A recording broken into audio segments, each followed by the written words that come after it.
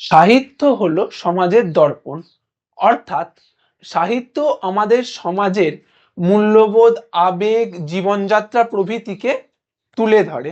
পাশাপাশি ইতিহাস কি করে না অতীতের বিবরণ তুলে আনে। অর্থাৎ ইতিহাস এবং সাহিত্য একে অপরের পরিপূরক। যেখানে ইতিহাস সাহিত্যকে গভীরতা দেয়, সাহিত্য কিন্তু ইতিহাসকে প্রেক্ষাপট দান করে।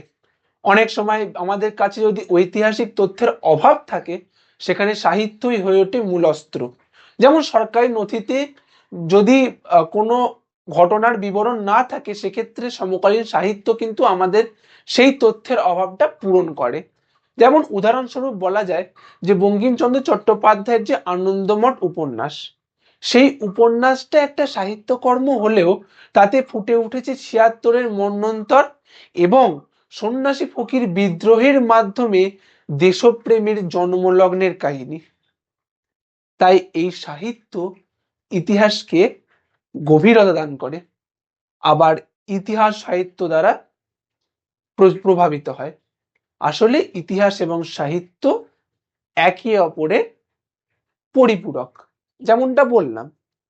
তো ইতিহাস যদি সমাজকে ফলো করে, মানে অনুসরণ করে, তাহলে সমাজও আগের থেকে বেশি উন্নত হতে পারে। কারণ আমরা অতীতের চোখ দিয়ে যদি বর্তমানকে দেখতে পারি, মানে বর্তমান সমাজকে দেখতে পারি, তাহলে বর্তমান সমাজের চোখ দিয়েও ভবিষ্যৎ সমাজের চোখকে দেখতে পারবো।